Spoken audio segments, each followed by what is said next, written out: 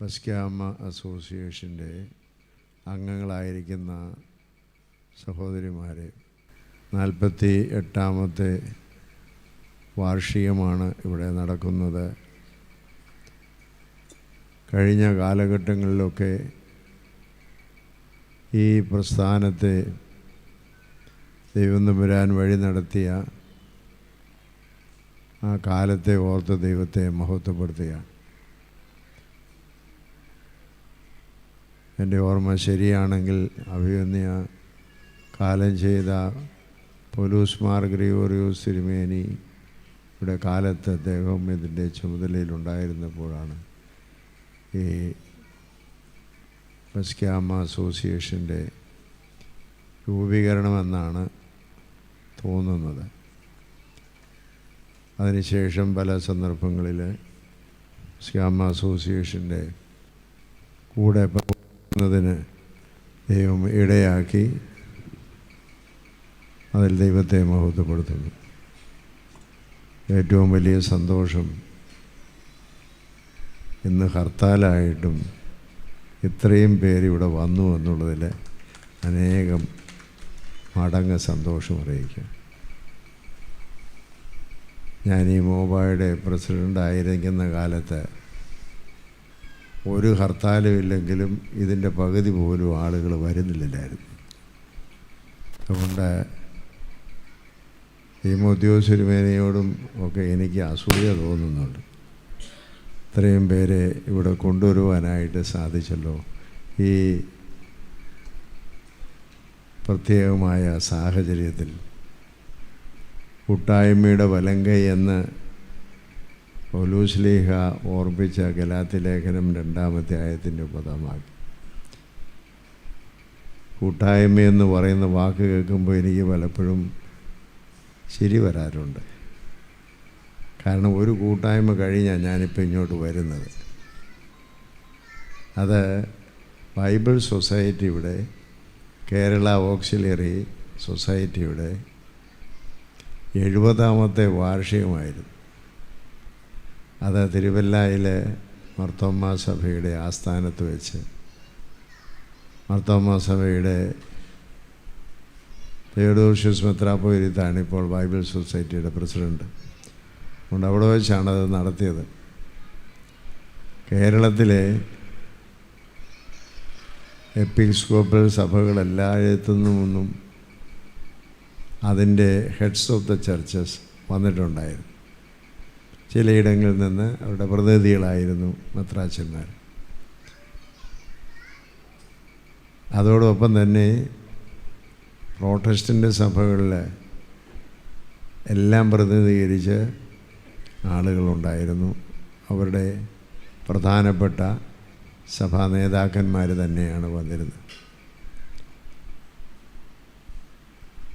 പെന്തിക്കോസ് സഭയിൽ നിന്ന് ഏതാണ്ട് ഒരു 6-8 തരം പെന്തിക്കോസ് സഭകളുടെ നേതാക്കന്മാരവിടെ ഉണ്ടായിരുന്നു. ഓരോരുത്തരും ഓരോരോ പേരിലാണ് അറിയപ്പെടുന്നതെന്ന് മാത്രം. ഫുൾ ഗോസ്പലും ഹാഫ് ഗോസ്പലും ഇങ്ങനെയൊക്കെയാണ്. ഏതായിരുന്നാലും ആ മീറ്റിങ്ങിൽ ഞാനും സംബന്ധിച്ചു. എനിക്ക് ഒരു വാക്ക് പറയാനുള്ള അവസരം ഉണ്ടായിരുന്നു. അവിടെ ഞാൻ കേട്ടത് ഞാനല്ലാതെ എല്ലാവരും പറഞ്ഞൊരു വാക്കാണ് കൂട്ടായ്മ. ഇനി ഞാൻ പറഞ്ഞില്ല, മറ്റെല്ലാവരും പറഞ്ഞ ഒരു വാക്കാണ് കൂട്ടായ്മ. ഞാൻ പറയാതിരുന്നത് എനിക്ക് ആ കൂട്ടായ്മയുടെ അർത്ഥം അറിയാവുന്നതുകൊണ്ടുകൂടി ഞാൻ പറയാതിരുന്നത്. ബൈബിൾ സൊസൈറ്റിയുടെ ഈ കൂട്ടായ്മയിൽ വന്ന് നമുക്ക് സംബന്ധിക്കാനിടയായതിൽ വളരെയധികം സന്തോഷമുണ്ടെന്ന് തെയോഡോഷ്യസ് മെത്രാപ്പോലീത്ത എല്ലാ പെന്തിക്കോസ് നേതാക്കന്മാരും വരെ പറഞ്ഞു. എനിക്ക് സന്തോഷമുണ്ട് കേട്ടത്. കൂട്ടായ്മ എന്നുള്ളത് വാക്ക് കേൾക്കുമ്പോൾ ഞാൻ പറഞ്ഞല്ലോ, പെട്ടെന്ന് എനിക്ക് എപ്പോഴും ഓർമ്മ വരുന്നത് അപ്പോസ്തലന്മാരുടെ കൂട്ടായ്മയാണ്. അപ്പോസ്തലപ്രവൃത്തികൾ 2-ാം അധ്യായത്തിൽ അവർ കൂട്ടായ്മ ആചരിച്ചും അപ്പം നുറുക്കിയും പ്രാർത്ഥന കഴിച്ചു പോന്നു എന്ന് പറയുന്നു. എന്തൊക്കെയാണ് പറയുന്നത്? അവർ കൂട്ടായ്മ ആചരിച്ചും അപ്പം നുറുക്കിയും പ്രാർത്ഥന കഴിച്ചും പോന്നു. അപ്പോൾ ഈ കൂട്ടായ്മയുടെ അർത്ഥം എന്താണെന്ന് നമുക്കപ്പോഴും പിടികിട്ടുകയില്ല. കാരണം കൂട്ടായ്മയെന്ന് പറഞ്ഞാൽ ഇംഗ്ലീഷിലെ ഫെലോഷിപ്പ് എന്നാണ് പറയുന്നത്. എന്നാൽ അതിൻ്റെ ഒറിജിനലായിട്ടുള്ള വാക്ക് കൊയിനോണിയ എന്ന ഗ്രീക്ക് വാക്കാണ്. കൊയിനോണിയ എന്ന് പറയുന്ന ഗ്രീക്ക് വാക്ക് അതിൻ്റെ അർത്ഥം കൂട്ടായ്മയെന്ന് നമ്മൾ സൗകര്യപൂർവ്വം ട്രാൻസ്ലേറ്റ് ചെയ്ത് ഫെലോഷിപ്പ് എന്ന് ഇംഗ്ലീഷിലും ട്രാൻസ്ലേറ്റ് ചെയ്ത് നമ്മളിങ്ങനെ ആചരിക്കുക കൂട്ടായ്മ. ഇപ്പോൾ മോബ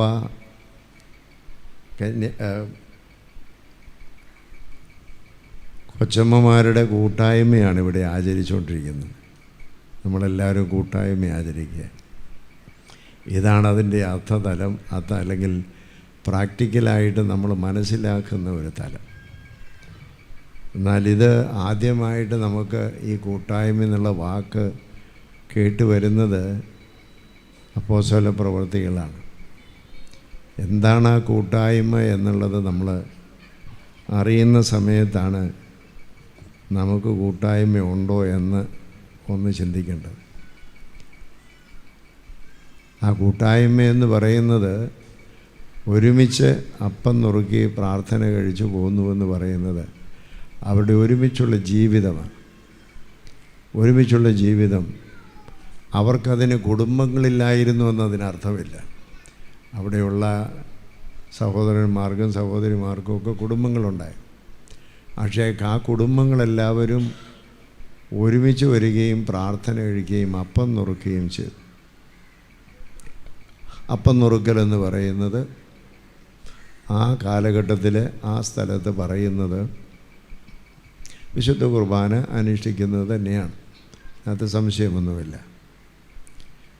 എന്നാൽ ആ കൂട്ടായ്മയെക്കുറിച്ച് അപ്പോസ്തലന്മാരുടെ കൂട്ടായ്മ ജീവിതം എന്താണെന്ന് വീണ്ടും പറയുന്നുണ്ട്. അവിടെ തന്നെ പറയുന്നത് എന്താ? അവരെല്ലാവരും അവർക്കുള്ളതെല്ലാം പറയാൻ ഇച്ചിരി മടിയാണ് നമുക്ക്. പൊതുവകയെന്ന് എണ്ണിയിരുന്നു. അവരുടെ സമ്പാദ്യങ്ങളെല്ലാം വിറ്റ് അവർ അപ്പോസ്തലന്മാരുടെ കാൽക്കൽ വെച്ചു. അതിനുശേഷം അപ്പോസ്തലന്മാരെല്ലാവർക്കും അവർക്ക് ആവശ്യമുള്ളതെല്ലാം ഓരോരുത്തരും അവിടെ പ്രത്യേകം പറയുന്നുണ്ട്. ഓരോരുവരും ആവശ്യമുള്ളത് വീതിച്ചു കൊടുത്തിരുന്നു. ഇതാണ് കൂട്ടായ്മ. ആ കൂട്ടായ്മയാണ് ആചരിക്കാൻ നമുക്ക് സാധിക്കുക. എന്താ? കൊച്ചമ്മമാരും അച്ഛന്മാരും ഇവിടെയുള്ളവരെല്ലാം ആ കൂട്ടായ്മ ആചരിക്കാൻ വന്നാൽ അതിന് കൂട്ടായ്മയെന്ന് വിളിക്കുന്നതിന് കുഴപ്പമില്ല. ഏതായിരുന്നാലും ഞാനെൻ്റെ പ്രസിഡൻ്റായിരുന്ന സമയത്ത് അങ്ങനെ കൂട്ടായ്മയ്ക്ക് വേണ്ടി യാതൊന്നും ചെയ്തില്ല. ഏതായാലും തിരുമേനി അതിൻ്റെ ചുമതല വന്നപ്പോൾ കൂട്ടായ്മയ്ക്ക് വേണ്ടി ഒരു ചാരിറ്റബിൾ ഫൗണ്ടേഷൻ തുടങ്ങിയിട്ടുണ്ട്. ആ ചാരിറ്റബിൾ ഫൗണ്ടേഷനിൽ നിന്ന് കുറേ പേർക്കൊക്കെ ക്യാൻസർ രോഗികൾക്കും ഒക്കെ, അതും വളരെ സെലക്റ്റീവായിട്ടാണ് കൊച്ചമ്മമാർക്കേ കൊടുക്കുകയുള്ളൂ. അവരേ ഉള്ളൂ മനുഷ്യരായിട്ടുള്ളവർ, വേറെ ആർക്കും കൊടുക്കുകയില്ല. അതുകൊണ്ട് കൊച്ചന്മാരെ കണ്ടുപിടിച്ച്, കാരണം കൊച്ചമ്മമാരുടെ പൈസയാണ് വാങ്ങിച്ചിരിക്കുന്നത്, അല്ലെങ്കിൽ അച്ഛന്മാർ പിരിച്ചുകൊണ്ട് വന്നിരിക്കുന്നു. വേറെ വല്ലവർക്കും കൊടുക്കാൻ പറ്റുമോ? കൊടുക്കാൻ പറ്റിയാൽ. അപ്പോൾ അത്രയുമൊക്കെ നമ്മൾ പരമേതമായിട്ട് ഒന്നും നമ്മൾ പറയല്ലേ, ഒട്ടും പറയാത്തതിനേക്കാൾ നല്ലതാണ് കുഞ്ഞ് പറയുന്നതെന്ന് പറയും. അതുകൊണ്ട് അത്രയും നിങ്ങൾ ചെയ്യുന്നത് വലിയൊരു കാര്യമാണ്. ഒരു കൂട്ടായ്മയുടെ വലങ്കൈയാണ്. ആ കൂട്ടായ്മയുടെ വലങ്കൈ നിങ്ങൾ ചെയ്തു എന്നുള്ളതിൽ നിങ്ങളെ അങ്ങേയറ്റം അഭിനന്ദിക്കുകയാണ് ചെയ്യുന്നത്. ആ കൂട്ടായ്മയുടെ വലം കൈ അല്പം കൂടെ ഒന്ന് എക്സ്റ്റെൻഡ് ചെയ്യണം എന്ന് മാത്രമേ എനിക്ക് പറയാനുള്ളൂ.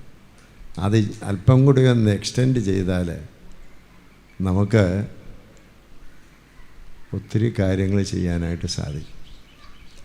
മറ്റുള്ളവർ നമ്മളെപ്പോലെ കൊച്ചമ്മമാരല്ലാത്തവരും മനുഷ്യരാണ്. അവരുടെ വേദനയും കൊച്ചമ്മമാരുടെ വേദന പോലെ തന്നെയാണ്.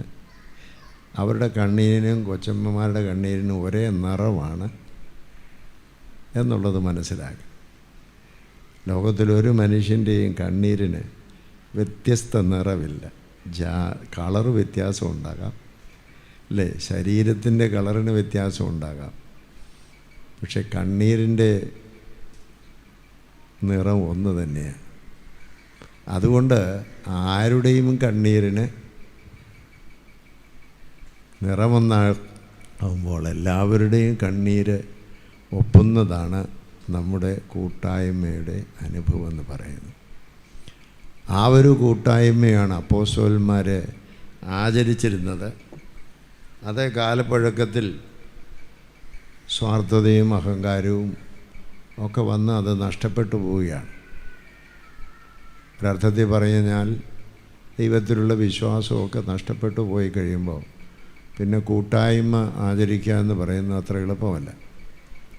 കാരണം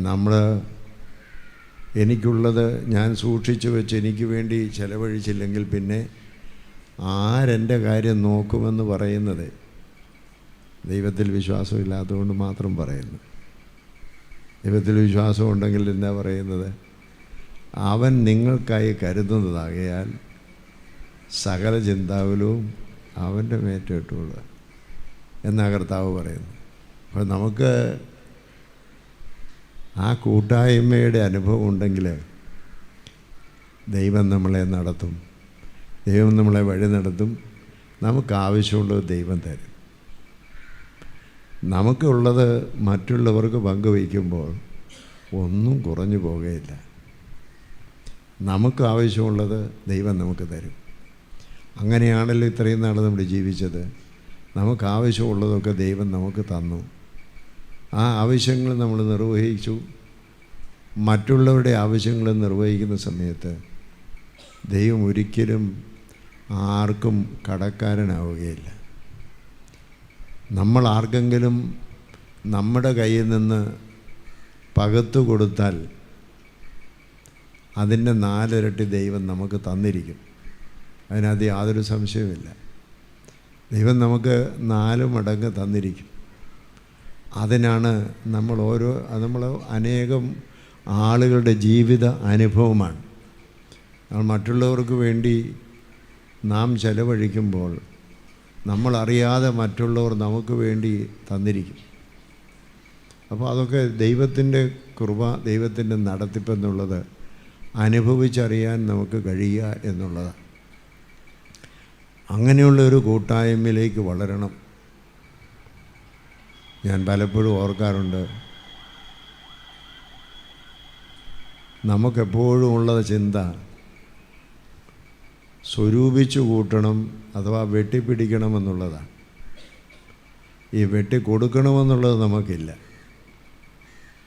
മമ്മട്ടിയുടെ സംസ്കാരമാണ് നമുക്കുള്ളത്. മൺവെട്ടി എന്താ? മൺവെട്ടി കൊണ്ട് വെട്ടിയാൽ ഇങ്ങോട്ടേ വരുള്ളൂ, അങ്ങോട്ട് പോവില്ല. മൺവെട്ടി കൊണ്ട് വെട്ടിയാൽ ഇങ്ങോട്ട് വരികയുള്ളൂ, അങ്ങോട്ട് പോവില്ല. മൺവെട്ടി കൊണ്ട് വെട്ടുമ്പോൾ അങ്ങോട്ട് പോകുന്നത് കണ്ടിട്ടുണ്ടോ? ഇല്ലല്ലോ. അപ്പം വെട്ടിയെടുക്കുക എന്നുള്ളതാണ് നമ്മളെവിടെ ചെന്നാലും നമുക്ക് എന്ത് വെട്ടിയെടുക്കാമെന്നുള്ളതാണ് നോക്കുന്നത്.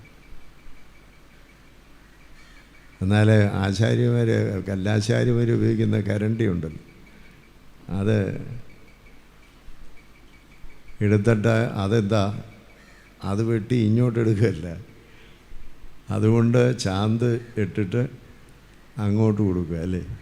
ചാന്ത് എടുത്തിട്ട് ആ ഇഷ്ടികയിലോട്ട് വെക്കുക, അങ്ങോട്ട് കൊടുക്കുക. അപ്പോൾ അത് വെട്ടി കൊടുക്കുകയല്ല, വെട്ടി കൊടുക്കുകയാണ്. വെട്ടി പിടിക്കുകയല്ല, വെട്ടി കൊടുക്കുകയാണ്. അപ്പം നമുക്കുള്ളത് വെട്ടി കൊടുക്കാൻ നമ്മൾ തയ്യാറായി കഴിഞ്ഞാൽ നമുക്ക് ആവശ്യമുള്ളത് ദൈവം നമുക്ക് തന്നുകൊണ്ടിരിക്കും. അനാവശ്യമായ ദൈവം തരാറില്ല, തരും. അതുകൊണ്ട് കൂട്ടായ്മ എന്നത് പ്രായോഗിക കാര്യത്തിൽ, പ്രായോഗിക തലത്തിൽ നമ്മൾ പ്രയോജനപ്പെടുത്തുന്നുവെങ്കിൽ നമുക്കെന്ത് വലിയ അത്ഭുതങ്ങൾ ഈ ലോകത്തിൽ നടത്താൻ സാധിക്കും എന്ന് ഞാൻ പലപ്പോഴും ഓർക്കുകയാണ്.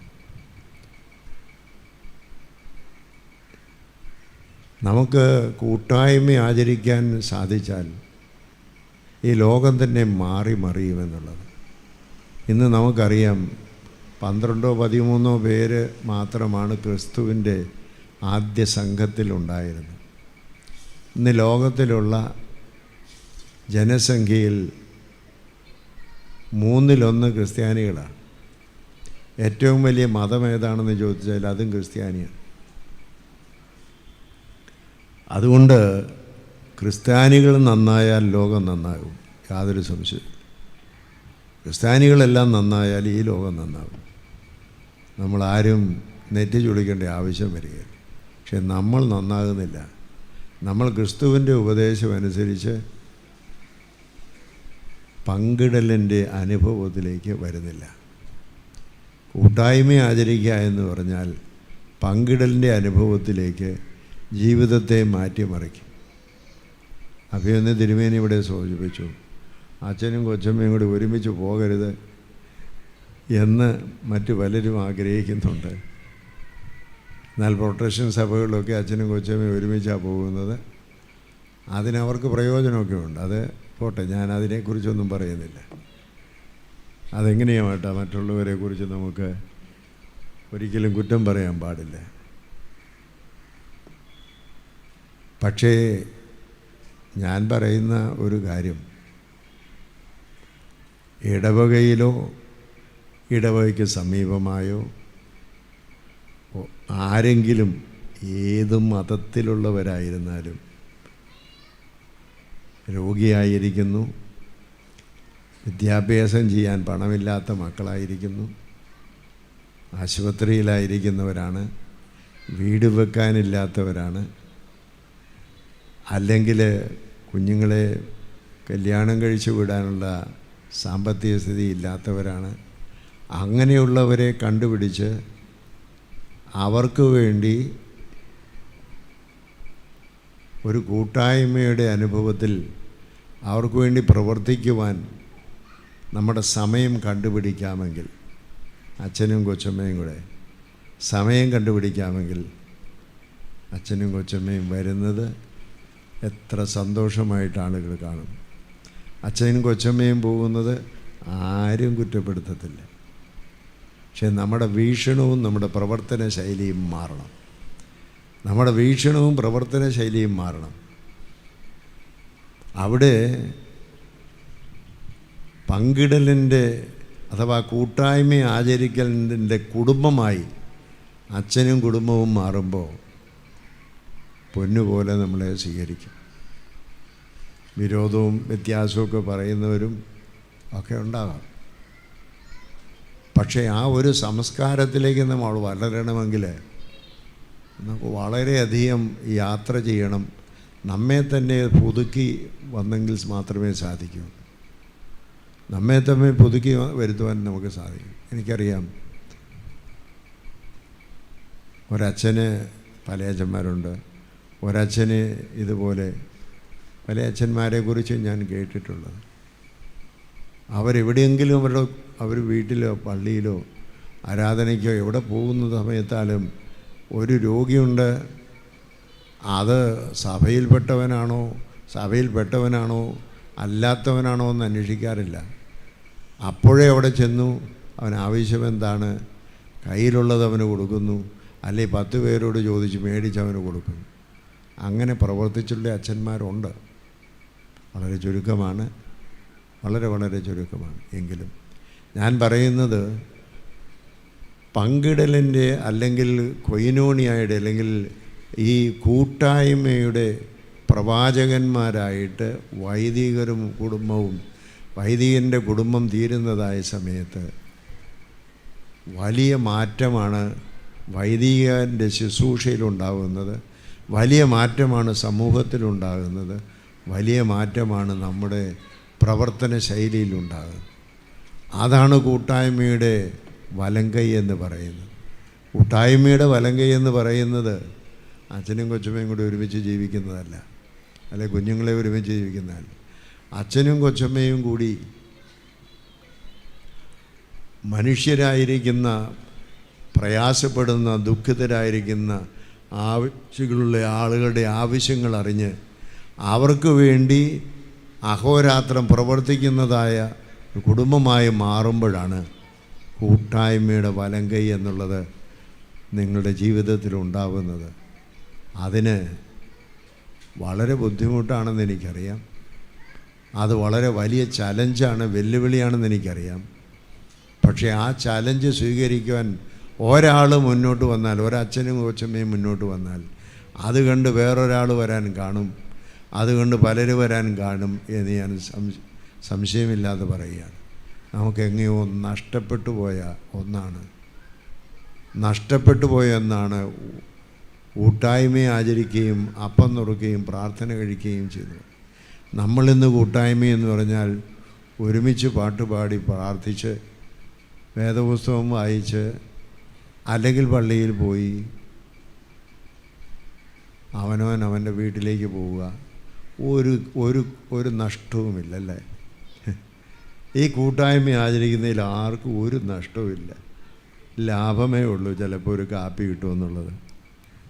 ആ കൂട്ടായ്മയ്ക്കൊരു ഗുണമുള്ളത് കാപ്പി കിട്ടും. അതല്ലാണ്ട് യാതൊരു നഷ്ടവും ഈ കൂട്ടായ്മ ആചരിച്ചുകൊണ്ട് നമുക്കില്ല. അതുകൊണ്ടാണ് ഞാൻ പറഞ്ഞത്, കൂട്ടായ്മ എന്ന വാക്ക് കേൾക്കുമ്പോൾ തന്നെ എനിക്ക് ചിരി വരാൻ തുടങ്ങുമെന്ന് പറഞ്ഞതിൻ്റെ കാര്യം. അത് കൂട്ടായ്മയല്ല, അതിന് കൂട്ടായ്മയെന്ന് പറയാനും ഒക്കത്തില്ല. കൂട്ടായ്മ ആചരിക്കുന്നത് എന്താണെന്നാണ് ഞാൻ പറഞ്ഞത്. അങ്ങനെ കൂട്ടായ്മയുടെ വലങ്കൈ സമൂഹത്തിന്, ലോകത്തിന്, ജനത്തിന്, മനുഷ്യന്, നമ്മെപ്പോലെയുള്ള മനുഷ്യന് നൽകുവാൻ കഴിയും. നമ്മളെല്ലാവരും ദൈവത്തിൻ്റെ മക്കളാണ്. ഈ ലോകത്തിൽ മനുഷ്യനായി ജീവിച്ചിട്ടുള്ള ജനിച്ചിട്ടുള്ള എല്ലാ മക്കൾക്കും അവർ അട്ടപ്പാടിയിലാട്ടെ, കോങ്കോയിലാട്ടെ, ഉക്രൈനിലാട്ടെ, എവിടാണെങ്കിലും അവരെല്ലാവരും ദൈവത്തിൻ്റെ സ്വരൂപവും സാദൃശ്യവും ധരിക്കുന്നവർ. നമുക്കും അവരുമായിട്ട് യാതൊരു വ്യത്യാസവുമില്ല. അവരെല്ലാവരും കൂടെ നമ്മൾ ചേരുന്നതായ ഒരു ഗ്ലോബൽ ഫാമിലിയാണ് നമ്മൾ. ആ ഗ്ലോബൽ ഫാമിലിയിൽ we are not independent, we are interdependent. നമ്മളാരും ഇൻഡിപെൻഡൻ്റ് അല്ല. അമ്മയുടെ ഉദരത്തിലാകുന്നത് മുതൽ ഇന്ന് ഈ ദിവസം വരെയും എത്ര ആയിരം അല്ലെങ്കിൽ ലക്ഷം ആളുകൾ സഹായിച്ചിട്ടാണ് നമ്മളൊക്കെ ഇന്നത്തെ ചെയ്തിരിക്കുന്നത്. അന്ന് മുതൽ ഇന്ന് വരെ നമ്മളാരും തുന്നിയ കുപ്പായങ്ങളല്ല നമ്മൾ ഇട്ടുകൊണ്ട് നടക്കുന്നത്. നമ്മളാരും ഉണ്ടാക്കിയ ഭക്ഷണം മാത്രമല്ല നമ്മൾ കഴിക്കുന്നത്. മറ്റാരോ ഉണ്ടാക്കിയ ഭക്ഷണം, മറ്റാരുടെയോ വിയർപ്പിൻ്റെ ഫലം, അത് നമുക്കുള്ള അനുഭവിക്കാം. കാരണം അതുകൊണ്ട് നമ്മുടെ ജീവിതത്തിന് നമ്മളെപ്പോഴും മറ്റുള്ളവരെ ഡിപ്പെൻഡ് ചെയ്യുക. അങ്ങനെ അതുകൊണ്ടാണ് ഞാൻ പറഞ്ഞത്, we are interdependent, we are not independent. നമ്മൾ ഇൻഡിപെൻഡൻ്റ് അല്ല. നമുക്ക് അങ്ങനെ ഇൻഡിപെൻഡൻ്റ് ആയിട്ട് ലോകത്തിൽ ഒരു മനുഷ്യനും ജീവിക്കാൻ സാധിക്കില്ല, ജീവിച്ചിട്ടുമില്ല. Everybody is ഇൻ്റർഡിപെൻഡൻറ്റ്. പരസ്പരം സഹായിച്ച് പരസ്പരം ബന്ധപ്പെടാതെ ഒരുത്തർക്കും ജീവിക്കാനൊക്കെ. അതുകൊണ്ടാണ് നമ്മൾ ഇൻ്റർഡിപെൻഡൻ്റ് ആണെന്നുള്ളതുകൊണ്ട് നമ്മുടെ പ്രവർത്തനം മുഴുവനും മറ്റുള്ളവർക്ക് ആ ഇൻ്റർഡിപെൻഡൻറ്റിൻ്റെ ആ അവസ്ഥ കൊടുക്കാൻ നമുക്ക് സാധിക്കുക, കൂട്ടായ്മ കൊടുക്കാൻ നമുക്ക് കഴിയുക എന്നുള്ളത്. അവിടെയാണ് നമ്മുടെ ശുശ്രൂഷയുടെ വലിയ മഹത്വം ഇരിക്കുന്നത്, ശുശ്രൂഷയുടെ വലിയ വെല്ലുവിളി ഇരിക്കുന്നത്. അഥവാ ക്രിസ്തീയ വിശ്വാസത്തിൻ്റെ വലിയ വെല്ലുവിളി അവിടെയാണ്. ആ വെല്ലുവിളി സ്വീകരിക്കാൻ നമുക്ക് സാധിക്കുകയില്ല. ആ വെല്ലുവിളി നമ്മൾ സ്വീകരിക്കാതെ നമ്മൾ സ്വന്തമായി നമുക്കുള്ളതെല്ലാം ചരതിച്ച് വെക്കുകയും അപ്പോൾ ഉള്ള എന്തെങ്കിലുമൊക്കെ ഉണ്ടെങ്കിൽ മറ്റുള്ളവർക്ക് ചെറുതായിട്ടൊക്കെ നമ്മൾ ചെയ്യുകയും ചെയ്യും. ഞാൻ CMS കോളേജിൽ പഠിച്ചുകൊണ്ടിരുന്ന കാലത്ത് കോട്ടയത്ത് രാവിലെ വീട്ടിൽ നിന്ന് അങ്ങോട്ടും ഇങ്ങോട്ടും പോകാനുള്ളതായ ബസ്സിൻ്റെ കൂലി തരും. ആ കൂട്ടത്തിൽ ചിലപ്പോൾ 10 പൈസയാണ് അന്ന് വണ്ടിക്ക് കൊടുക്കേണ്ടത്. ദൂരമാകുമ്പം കോട്ടയത്ത് അന്ന് മേടിച്ചുകൊണ്ടിരുന്ന കാലത്ത് 30 പൈസയായിരുന്നു. അപ്പോൾ അത് തരുമ്പോൾ 60 70 ഒക്കെ പൈസ കാണും. വണ്ടിയിലൊക്കെ കയറുമ്പോൾ ഈ യാചകർ വരുമ്പോൾ നമ്മൾ അന്നത്തെ കാലത്ത് കാലണ ഉണ്ട്, ഈ കിഴുത്തയുള്ള കാലണായി പിന്നെ അരയണയും ഒക്കെ ഉണ്ട്. അപ്പോൾ അവർ വരുന്ന സമയത്ത് പോക്കറ്റിൽ കൈയിട്ട് നോക്കും, കാലണ ഉണ്ടോ. അതിൽ കുറഞ്ഞാണ് ഇല്ല. അതുകൊണ്ട് കാലണ ഉണ്ടെങ്കിൽ അന്ന് ഞാൻ ആ കാലണ എടുത്ത് കൊടുക്കും. കാരണം കാലണ കൊണ്ട് വണ്ടിയെ കയറാൻ ഒക്കത്തില്ല. ആ കാലണ എടുത്ത് കൊടുക്കും. കാലണ ഇല്ലെങ്കിൽ ഞാൻ പറയും എൻ്റെ കയ്യിലില്ല എന്ന് പറയും. അങ്ങനെ പറഞ്ഞു കൊടുക്കും. ഇതാണിപ്പം നമ്മൾ ചെയ്യുന്ന സാമൂഹിക സേവനം. നമ്മളിപ്പോൾ ചെയ്തിരിക്കുന്ന സാമൂഹിക സേവനമെന്ന് പറയുന്നത് നമ്മുടെ കൊയിനോണിയ എന്ന് പറയുന്ന ഇതാണ്. ഈ കൊയിനോണിയയ്ക്ക് അപ്പുറമുള്ള ഒരു കൊയിനോണിയെക്കുറിച്ച് ചിന്തിക്കാൻ നമുക്ക് സാധിക്കുകയില്ല. അതാണ് ഞാൻ പറഞ്ഞത്. There is a challenge for Christianity to observe koinonia or fellowship. കൂട്ടായ്മ ആചരിക്കാനുള്ള ഒരു ചലഞ്ച് എപ്പോഴും ക്രിസ്ത്യാനികൾക്ക് കിടക്കുകയാണ്. ആ ചലഞ്ച് ശരിയായിട്ട് എല്ലാ ക്രിസ്ത്യാനികളും ആചരിക്കുകയാണെങ്കിൽ ഇവിടെ ഒരു പ്രയാസവുമില്ല. ഈ ലോകം മുഴുവൻ അങ്ങ് നന്നാവും, ലോകം മുഴുവൻ ശരിയാവും. അതിന് യാതൊരു സംശയവുമില്ല. അതുകൊണ്ട് കൂട്ടായ്മയുടെ അർത്ഥം പങ്കിടലിലാണ് യാഥാർത്ഥ്യമാകുന്നതെന്ന് ഒറ്റ വാക്കിൽ പറഞ്ഞുകൊണ്ട് ഈ സമ്മേളനം ഉദ്ഘാടനം ചെയ്യും.